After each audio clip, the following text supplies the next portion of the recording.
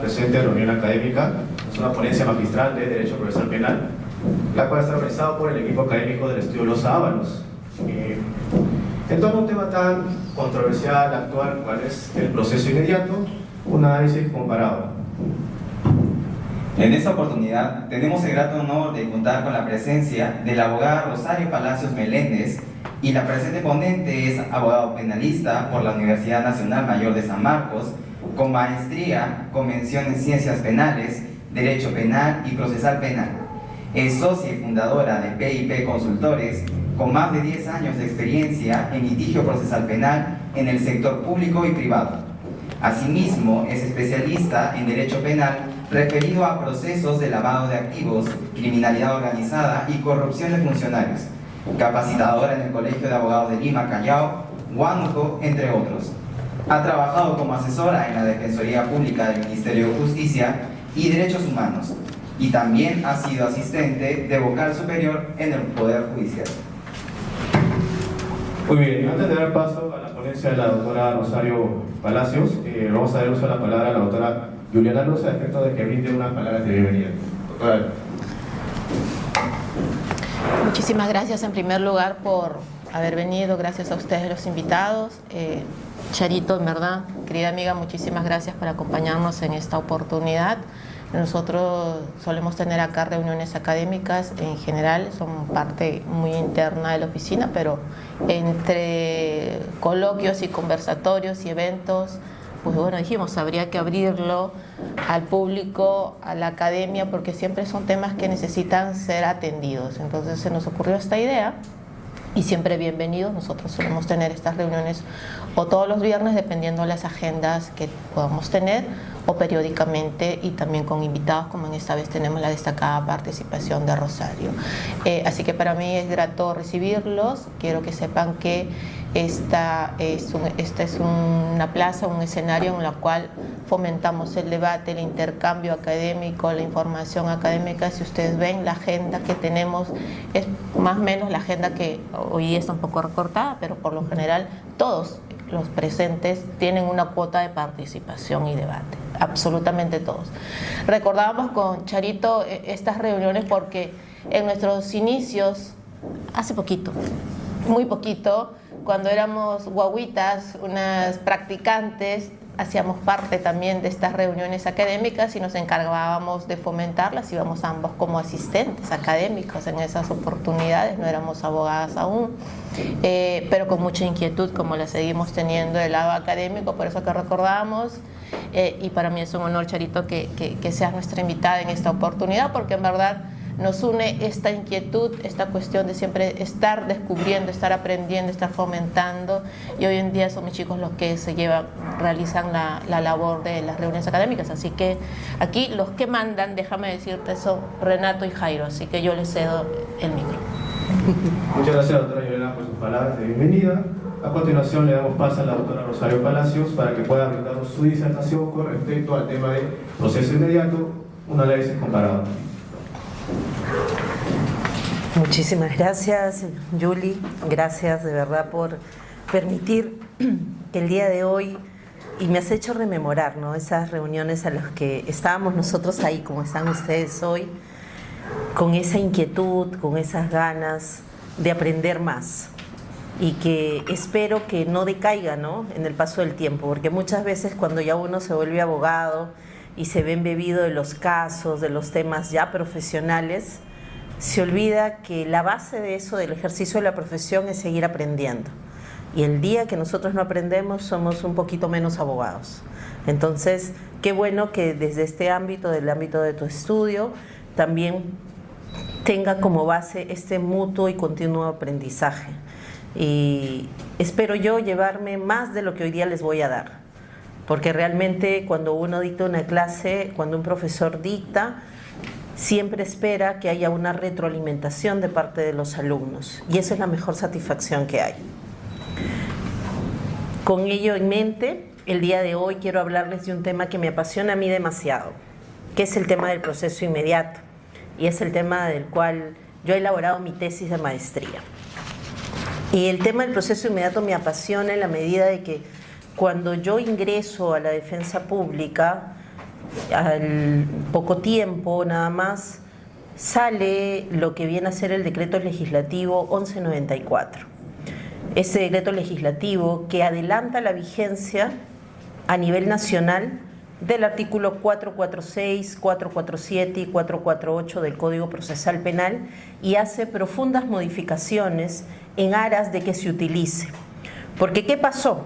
Cuando entra en vigencia, y ustedes lo saben que entra de manera progresiva el Código Procesal Penal, no entra de manera inmediata en todos los distritos judiciales, inicia en el 2006 en Huaura, las normas de proceso inmediato entran en vigencia también y fueron entrando de manera paulatina, cada año, cada 6 meses más o menos en promedio a cada distrito judicial. ¿Cuál fue el problema? La nula o escasa aplicación del proceso inmediato. Tal como estaba regulado, realmente no se planteaba un tema de utilización obligatoria, por más que se diesen los supuestos de aplicación. Y habiendo delitos que eran sencillos de investigar, delitos que no requerían mayor corroboración a nivel de una etapa de investigación preparatoria formalizada, que encajarían perfectamente en el proceso inmediato, ni los fiscales lo requerían, ni los jueces tenían una posibilidad de hacer ese cambio, ni siquiera los imputados, vía quizás una excepción de naturaleza de juicio, decían llévenme este tipo de procedimiento, ¿no? Entonces, a nivel estadístico establecieron que más o menos un 0.02 de casos se veían como proceso inmediato. De la mano de ello hubo la problemática de que la población sentía la necesidad de un tema de que decía, capturan a los delincuentes en flagrancia, la policía los captura y la fiscalía los suelta. O la fiscalía lo lleva al Poder Judicial y el Poder Judicial lo suelta. Y nunca hay una solución del caso, pese a que ha habido flagrancia. Está todo claro, ¿no? Es evidente, la flagrancia es... ¿Qué mayor evidencia que la flagrancia? Entonces, frente a ello salió pues una autorización al Poder Ejecutivo de emitir normas en torno a esa seguridad ciudadana. Y con ese estribillo de seguridad ciudadana dijeron, vamos a modificar el proceso inmediato para llevarlo a aplicar a temas referidos a flagrancia. Y aprovecharon e hicieron más, ¿no? Más que solo flagrancia. Porque introdujeron, por ejemplo, el tema de los delitos obligatorios. Cuando en el 2004 el Código Procesal Penal se promulgó, no estaban la omisión a la asistencia familiar ni la conducción de estado de ebriedad como delitos obligatorios para proceso inmediato. Pero la práctica había demostrado que efectivamente en estos delitos no hay más que investigar. Ya en el proceso extrapenal, en el caso del delito de omisión a la asistencia familiar, se agotaba todo. Y ya en el tema de la captura y diligencias preliminares de una persona que es detenido conduciendo en estado de ebriedad, se le hacía dosaje etílico, declaraban los efectivos policiales, si el imputado podía declaraba también, y ya con eso no había más que seguir investigando. Entonces, como regla dijeron, ok, vamos a cambiar y vamos a decirle a los jueces y a los fiscales que ya no pueden incoar proceso inmediato, sino que deben incoar proceso inmediato. ¿Y cuál fue la nota característica del proceso inmediato? Que se iba a prescindir de la etapa de investigación preparatoria formalizada. Eso fue la primera nota distintiva. Es decir, iban a pasar directamente a una fase de audiencia única de juzgamiento. Que ustedes dirán, pero eso ya sería quizás la acusación directa, que tiene mucha similitud. Un momento, en el tema de la acusación directa, lo único que sí, te saltas también la investigación preparatoria, pero la etapa intermedia se desarrolla con todos los causas del proceso común. En una acusación directa, además, ahí va a haber absolución escrita, va a haber todo. Es más, yo puedo llevar acusación directa a un caso sumamente complejo. ¿Qué sucede?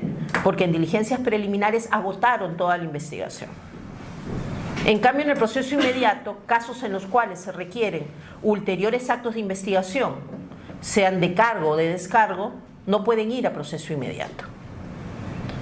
Y cuando se pasa a la segunda etapa, que es la audiencia única de juzgamiento, esta se desdobla en dos partes. Se desdobla en lo que viene a ser una mini etapa intermedia, a cargo del mismo juez de juzgamiento, a diferencia del proceso común, que la etapa intermedia siempre va a estar a cargo del juez de la investigación preparatoria. Por ahí, por ejemplo, va el tema de mi tesis, que en algún momento vendré y conversaré con ustedes. sobre la parcialidad o imparcialidad de este juez de juzgamiento que también lleva la etapa intermedia. En segundo término, ya cuando se sanee esta etapa, se va a pasar a la fase de juicio oral que va a tener las mismas reglas que el proceso común, salvo al final, cuando se tenga que apelar, la apelación tiene que ser oral. Y aquí la oralidad es importante resaltar en el proceso inmediato, porque de todos los procesos que nosotros tenemos regulados en el Código Procesal Penal, y por más que hablemos siempre del principio de oralidad, nuestro código tiene como base lo escrito. Uno no puede ir a una audiencia y decir, en base al principio de oralidad, como no está en mi escrito, pero en base al principio de oralidad lo agrego. Eso no puede pasar. Uno absuelve una acusación y en la audiencia no puede decir, por principio de oralidad voy a agregar más argumentos. O el fiscal, por principio de oralidad voy a traer estos nuevos elementos de convicción. Ese no es el principio de oralidad que nosotros tenemos regulado. En cambio, en el proceso inmediato es el más oral de los procedimientos que nosotros tenemos. La incoación se oraliza. La absolución, la contradicción a la incoación se oraliza. El juez tiene que resolver en audiencia, no va a poder resolver por despacho. Y así, cada una de las etapas del proceso inmediato, para hacerlo más célere, se hace de manera oral. Incluso las impugnaciones.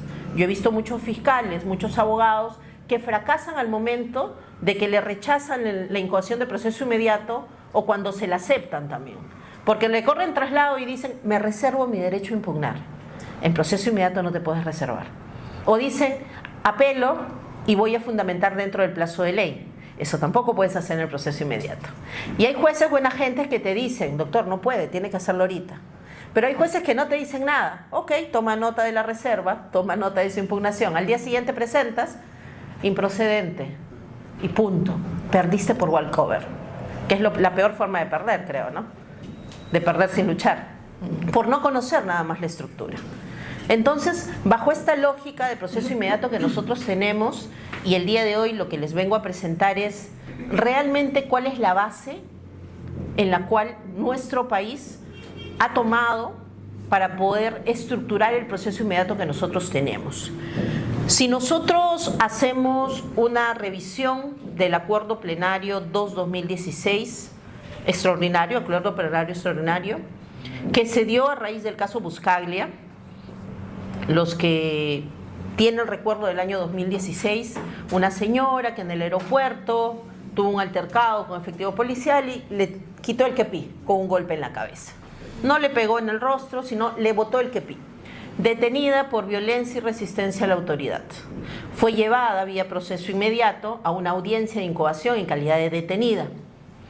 Y este delito, al ser un delito tipificado con una pena muy alta, de 8 a 12 años,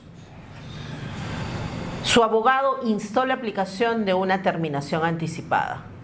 Y la única reducción que le hicieron en la audiencia de terminación anticipada fue del sexto de la pena, en la audiencia de incoación de proceso inmediato, que es algo perfectamente posible, porque en esa audiencia se debate procedencia y se debate también pedidos accidentales, que pueden ser salida alternativa, medidas coercitivas.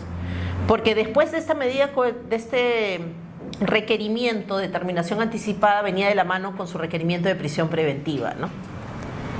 Y es curioso que en el orden de audiencia primero te hagan la salida alternativa, como diciendo, si no aceptas, después te viene tu prisión preventiva, ¿no? No hay mucha libertad, que digamos, para tomar una decisión en torno a ello.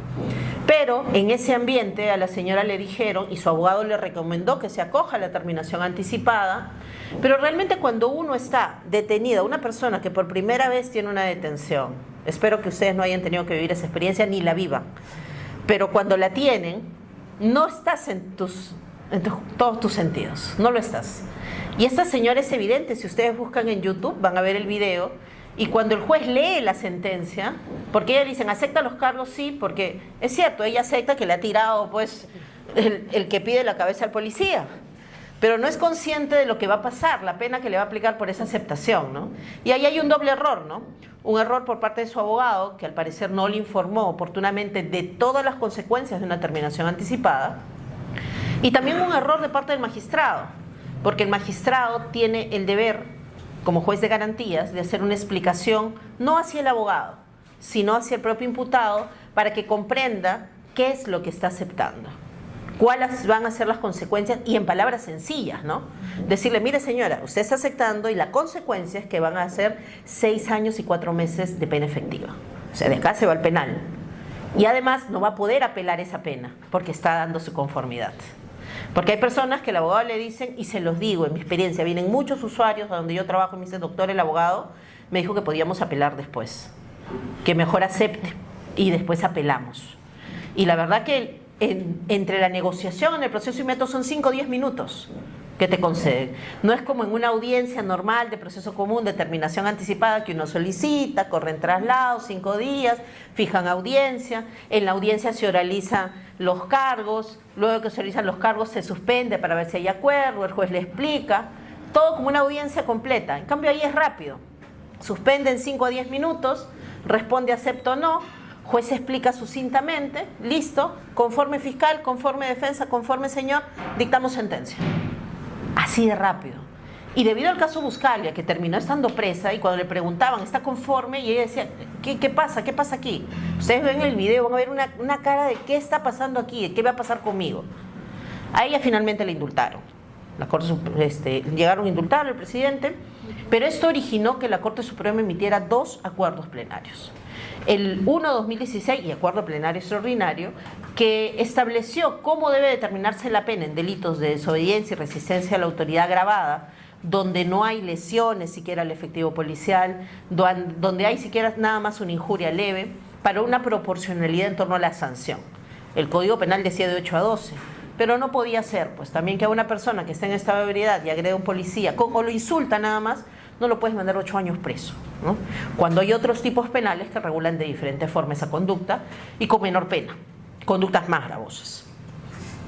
Y el otro acuerdo plenario fue el tema del proceso inmediato. Y lo llamaron proceso inmediato reformado. Porque sí, lo que entró en vigencia a partir del año 2016, con el decreto legislativo 1194, fue un proceso inmediato reformado, con nuevas reglas, con más oralidad y con mayor aplicación, porque era aplicación obligatoria. Y de la mano de este proceso inmediato reformado se crearon juzgados de flagrancia. Ojo, no lo que tenemos ahora, que son módulos de flagrancia, que es distinto. Juzgados de flagrancia los crearon para que a dedicación exclusiva vieran todos los procesos inmediatos de cada distrito. Y a mí me tocó estar en el juzgado de flagrancia de Lima Este, que estaba en Las Camelias. Todos los casos llegaban ahí. Y así bien, cuando entró en vigencia el proceso inmediato, antes del 1194, no habían casos, empezaron a hallar los casos, pero en sacos. Hasta violaciones sexuales con pena de cadena perpetua iban a proceso inmediato. Casos graves, parricidios, robos agravados con subsecuente muerte, robo más tenencia, más... todo ya querían llevarlo a proceso inmediato, porque decían, es más fácil, es más rápido. Sentenciamos en 48 horas. Sentenciamos, parecía ya un tema de jugar al reloj, ¿no? ¿Quién sentenciaba en menos tiempo? Y esa sobreutilización llevó al acuerdo plenario también. Ya no se pasen, ¿no? Está bien que el proceso inmediato antes no se aplicaba, ahora lo están aplicando cuando no debe. Y estableció una serie de reglas ese acuerdo plenario. Cuándo considerar que estamos ante un caso de flagrancia, cuándo considerar cuando estamos ante un caso de prueba evidente, cuándo confesión sincera, los delitos obligatorios, que no era también en automático porque estén los delitos, porque si se necesitaba investigar algo más, no había que quedarnos en proceso inmediato. Y dentro de este acuerdo plenario extraordinario, en el fundamento jurídico número 7, encontramos una referencia al derecho comparado. Allí, los jueces de la Corte Suprema dicen, la base del proceso inmediato que nosotros tenemos es el giudizio inmediato italiano.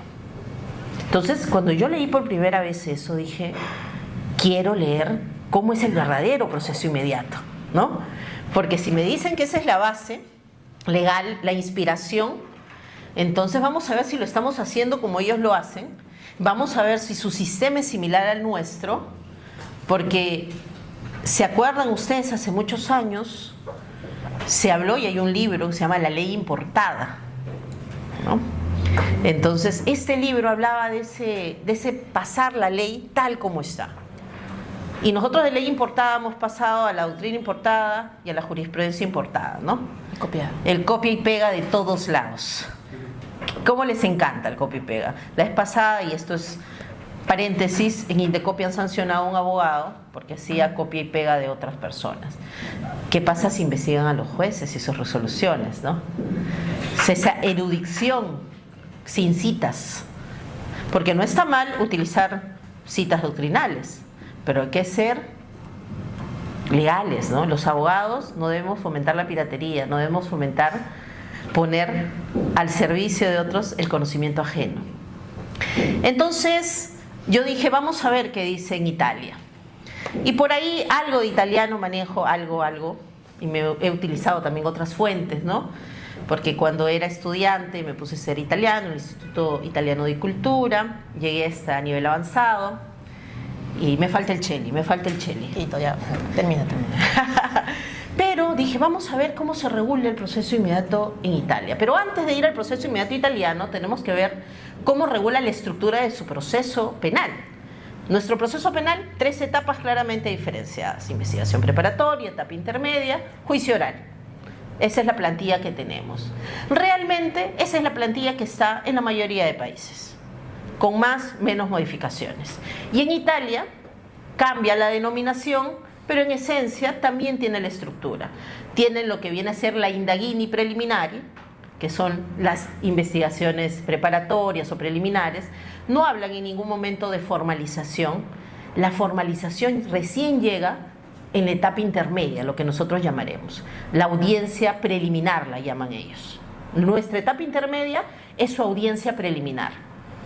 Pero no es una audiencia preliminar tal como nosotros la tenemos, porque hay supuestos ahí y procesos especiales en los cuales se puede prescindir también de la etapa intermedia, de esa indagini preliminar.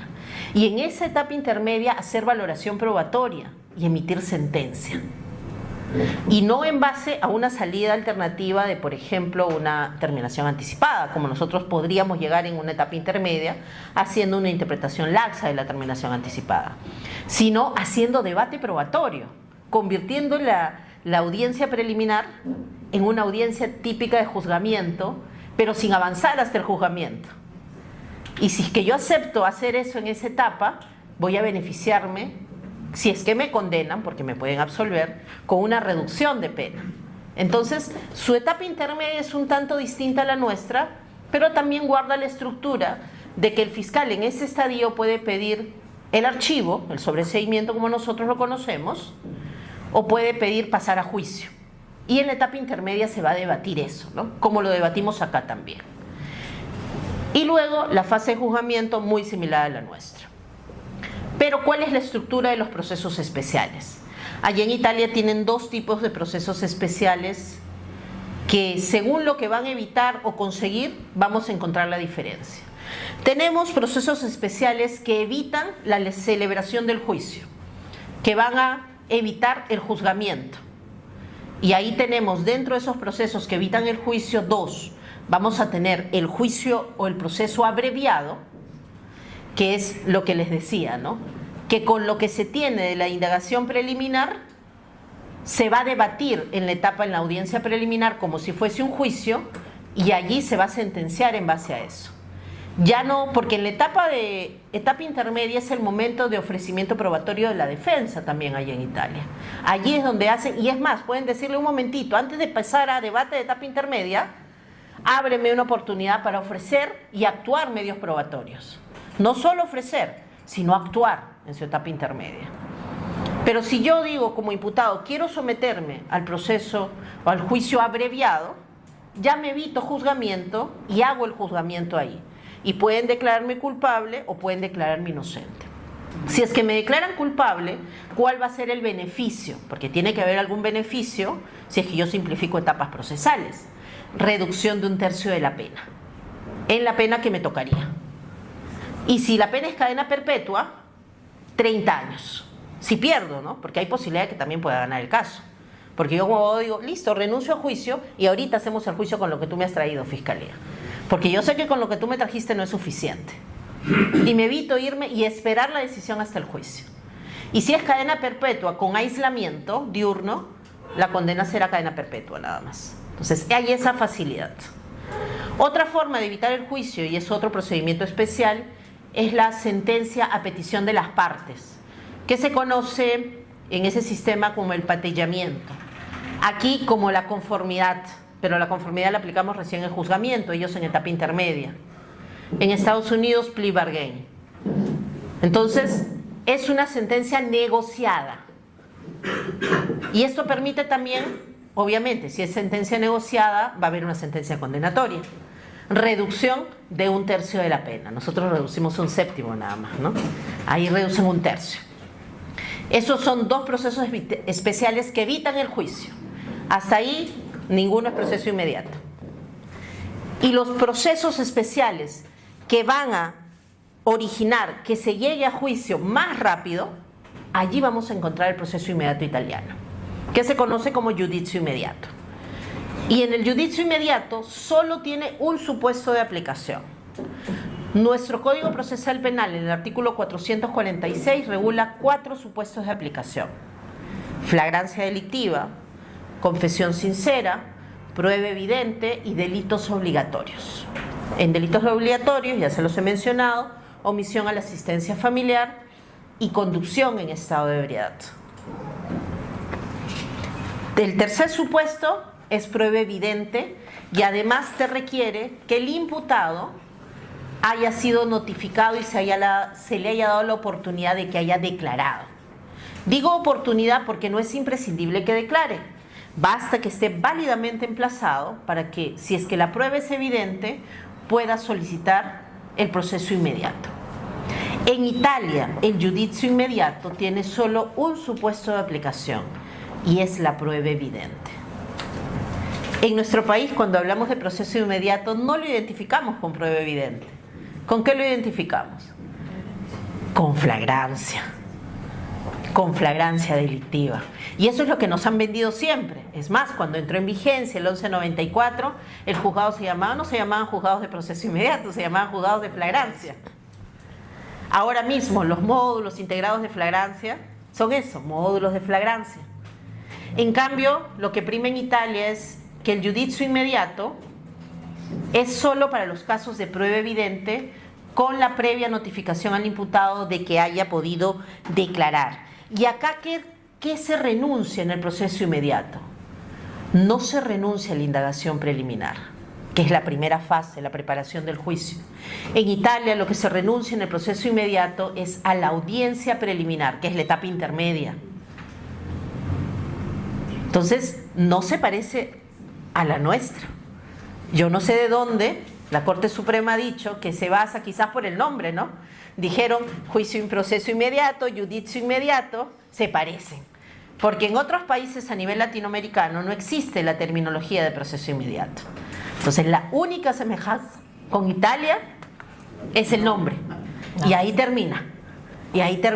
Entonces, ahí está, pues, cuando hacemos jurisprudencia que copian y pegan nada más. Y que como el italiano se entiende fácil, dijeron debe ser lo mismo, ¿no? Giudizio inmediato, proceso inmediato, ya está, lo ponemos en el fundamento. No llegaron a la avanzada. Entonces, pero en Italia hay otro procedimiento de la mano del proceso inmediato que evita también, que hace que lleguemos más rápido a juicio, que es el juicio directísimo, giudizio direttissimo, el juicio directo, ¿no? ¿Qué pasa aquí? No solo se prescinde de la audiencia preliminar, que es etapa intermedia, sino también se prescinde de lo que sería la investigación preparatoria formalizada. Porque cuando tienen, y en el juicio directísimo se aplica para los casos de flagrancia. El juicio directísimo es para flagrancia y confesión sincera. O sea, allá tienen dos tipos de procesos distintos según cómo se trate. Y además, este juicio directísimo implica que el imputado, cuando ha sido detenido en flagrancia, sea llevado ante el juez y el juez lo primero que va a hacer es convalidar la flagrancia. Esto es, va a ser un control de la legalidad de la flagrancia. Y en nuestro país, salvo el doctor Gianpualto Aguada, que siempre propugna por el control de la legalidad de la flagrancia, pero él tiene solo un despacho, no todos los despachos del país, él es el único que en proceso inmediato hace control de legalidad de flagrancia. Pero después, si ustedes han tenido oportunidad de ir a una audiencia en coacción con detenido, no se discute si la flagrancia ha sido correcta o no antes de pasar al proceso inmediato, como un requisito sine qua non para ir a proceso inmediato. Si no hay flagrancia válida, por más que haya lo que haya, no pasas a proceso inmediato, a juicio directísimo en Italia, que realmente es nuestro proceso inmediato.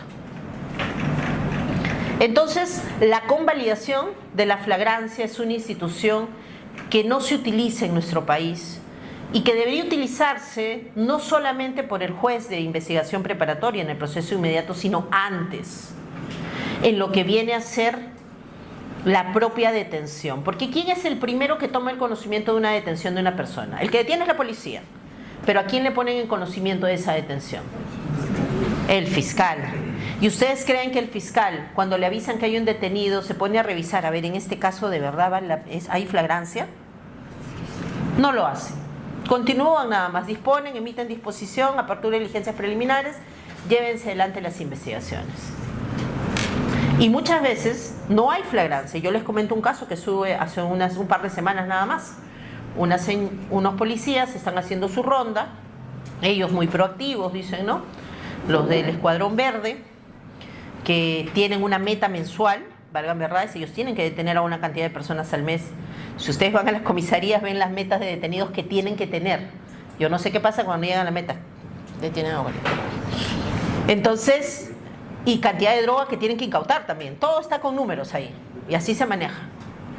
Entonces, este escuadrón muy proactivo empezó a andar y encontró unos vecinos preocupados, ¿no? Los vecinos preocupados que por temor a las represalias nunca se identifican. Y le dijeron, en una casa, allá a 2 cuadras, en el segundo piso, hay una chica que está vestida con una polera roja y vende droga. A cada rato suben y bajan a comprar droga. Los policías dijeron, bien, hoy es nuestra captura del día. Se fueron a la casa y a lo lejos, así con sus lentes de James Bond, pudieron observar un pase de droga en el segundo piso. Y la puerta estaba abierta del primer piso, y mientras ellos corrían, la que estaba en el segundo piso y quien le compraba se dieron cuenta y se escaparon.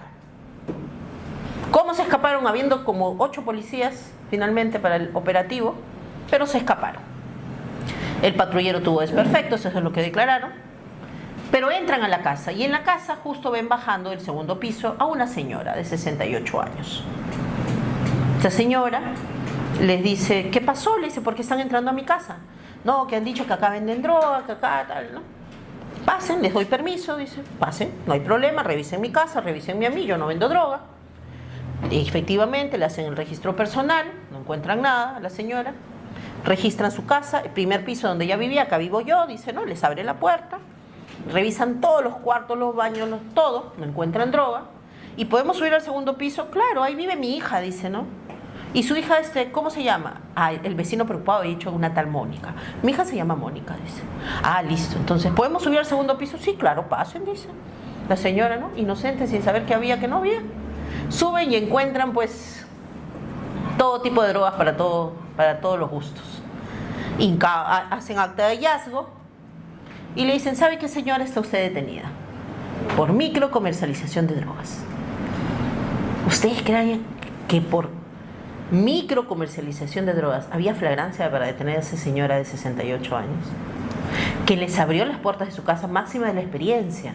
Uno sabe que tiene droga en su casa. ¿Ustedes creen que los deja pasar? No, ¿cierto? Y era evidente que la imputación era sobre la chica joven de polera roja que se llamaba Mónica, que se había escapado.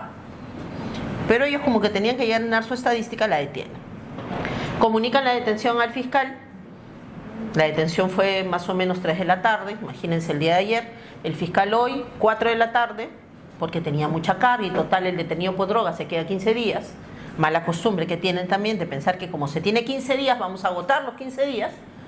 Entonces, recién a las 4 de la tarde de hoy, me llama. Justo ve el rol, dice, ¿quién está de turno en la defensa? Ah, Charito.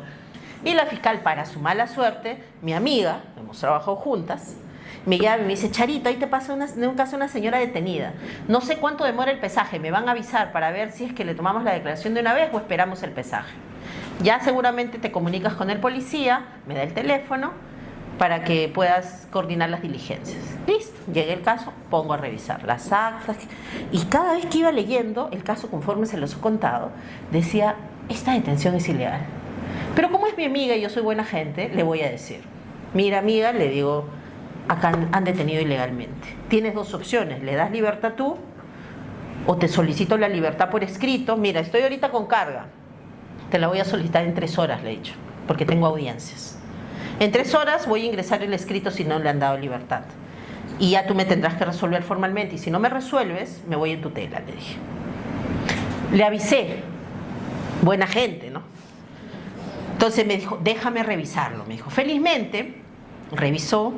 A las horas me dice, muchas horas después, ya más allá de las 3 horas, me dice, Charito, ya le di libertad.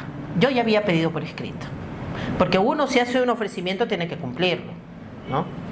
Perro que ladra no muerde, dice. No, tienes que morder, porque si no, después a ese perro no le tienen miedo. Así es. Entonces yo cumplí con presentar mi escrito, pero tranquilo, así, ¿no? Un trabajito tranquilo, fundamentando por qué tenía que hacer control de legalidad del Ministerio Público. Y lo hizo. Entonces es posible hacer eso. Y en Italia, lo que hace el juez de la investigación preparatoria, que sería el que haría las veces, que es el juez de la audiencia preliminar, verifica que la detención haya sido legal. Y luego de que verifica la legalidad de la detención, recién allí dice, ok, veamos el proceso inmediato. Y dentro del proceso inmediato también, que sería el juicio directísimo, va a decir, vamos a darte la posibilidad de que te vayas al proceso abreviado, que te juzguemos ya, sin juzgamiento, en audiencia preliminar nada más por mí, no por el juez de juicio, o de que te acojas al padellamiento, que es pena negociada. Dentro del proceso especial se puede hacer otro proceso especial, como en nuestro país. En proceso inmediato podemos hacer terminación anticipada. En proceso inmediato podemos hacer conclusión anticipada.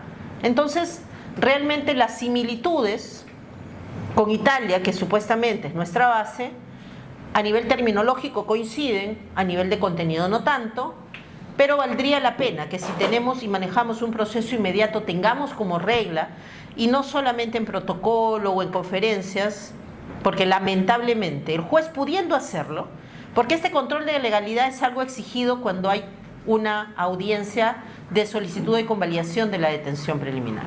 Cuando una persona la detienen en flagrancia y se dan cuenta que no van a poder terminar en 48 horas, dentro de las primeras 12 horas de la detención, el fiscal tiene que pedir, auméntame a 7 días, para investigarlo ya preliminarmente detenido, 7 días como máximo.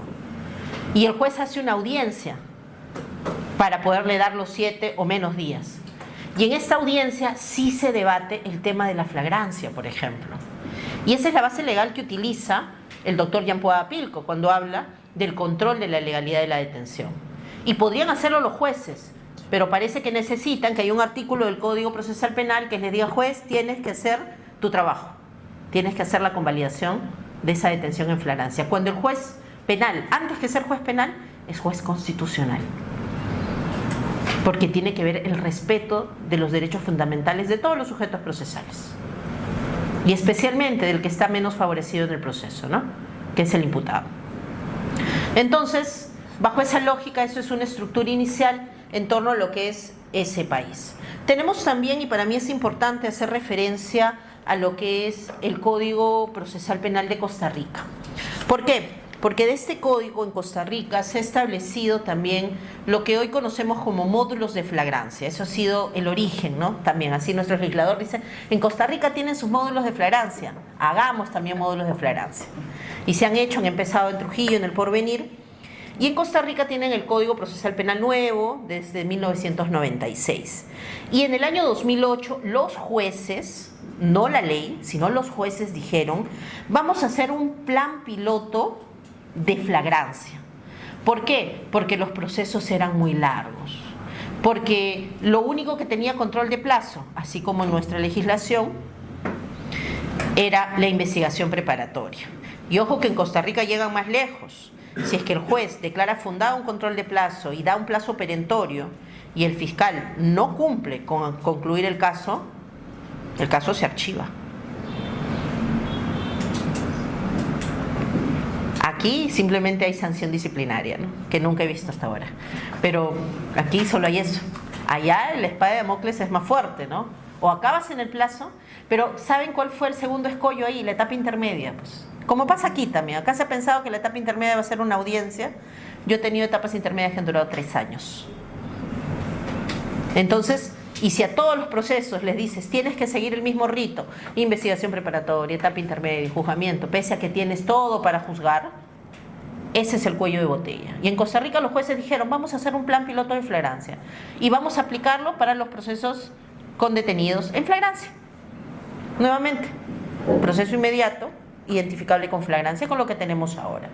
E hicieron un módulo en el cual estaban todos los operadores, como tenemos también en nuestro país, y empezaron a practicar y funcionó. Funcionó principalmente porque empezaron con carga cero. Y esa es una distinción importante, porque el que empieza con carga cero es más fácil que se organice. A que el que empiece y le dan, tienes 2000 carpetas que resolver. Y ponte al día, ¿no?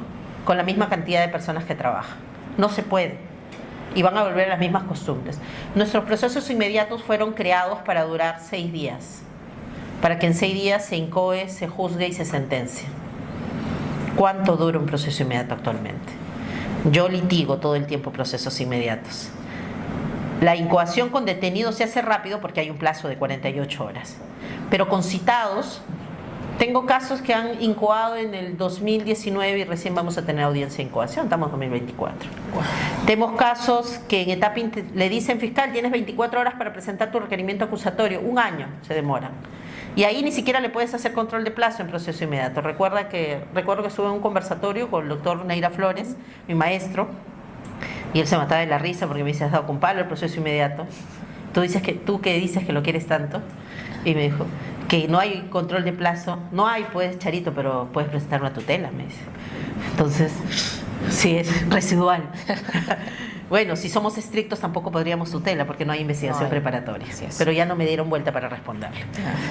Entonces, realmente este proceso inmediato desde cero, este proceso de flagrancia en Costa Rica, les sirvió y ellos originó que en el año 2009 saliera la ley 8720, que fue el procedimiento expedito para delitos en flagrancia.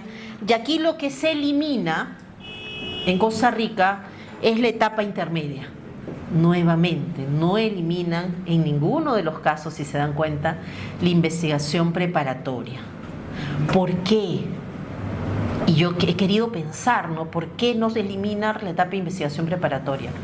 La respuesta va por el derecho de defensa. Una gran crítica al proceso inmediato en nuestro país es la nula posibilidad de ejercer derecho de defensa. Porque ¿cómo me defiendo? ¿Cómo aporto? Y dirán, pero en juicio inmediato puedes soportar tus testigos, puedes aportar tus pruebas. Ya, ok, eso es para un imputado que tenga capacidad económica en generar y buscar su propia investigación. Pero para el imputado que no tiene recursos, que es el cliente más asiduo de nuestra justicia penal, ¿cómo va a ser para llevar un testigo? Si fuese un proceso común, puede ofrecerlo, puede hacer que el fiscal lo cite y lo lleve compulsivamente en investigación preparatoria. ¿Cómo hace para que le lleven a cabo una pericia psiquiátrica, psicológica? Yo tuve una vez al dios Ra de imputado. ¿Cómo fue eso? Un ciudadano norteamericano que consumía drogas, se volvió loco de tanta droga que consumió ese día y a su pareja peruana le dijo, soy el dios Ra, le dijo. Y le pegó y se tiró del 3er piso. Se cayó encima de unos cables y no murió. Ah, era Ra. No murió, era el dios Ra. Lo llevaron a proceso inmediato. Yo estuve en esa audiencia. Bueno, y lo primero que exigí fue traductor.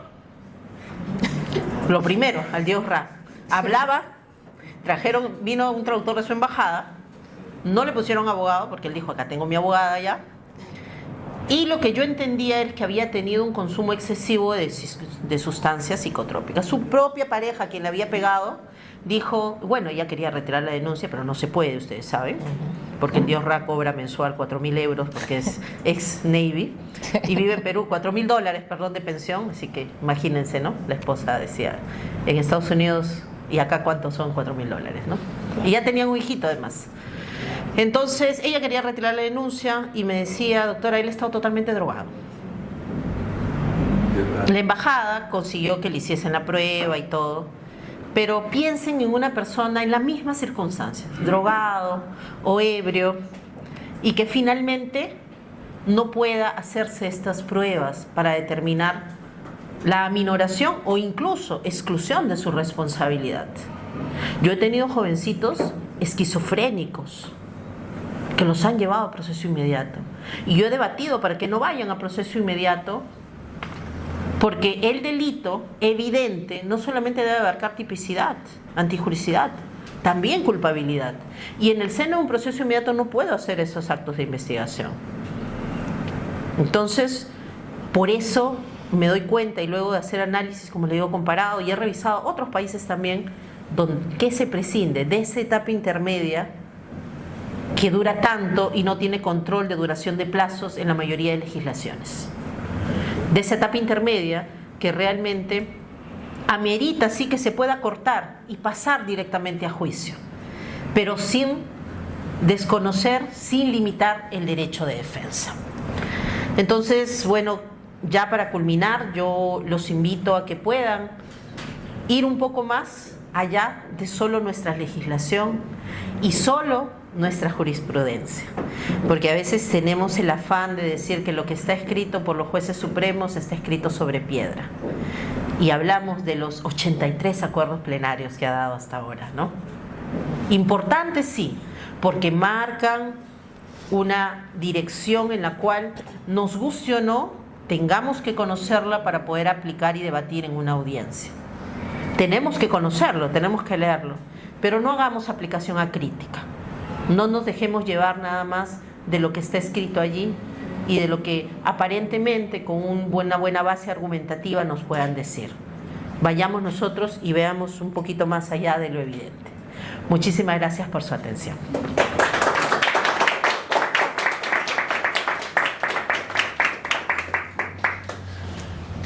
Muchas gracias por la excelente e interesante disertación respecto a este tema tan importante que es el proceso inmediato, obviamente focalizado en el análisis comparado y también en la práctica peruana.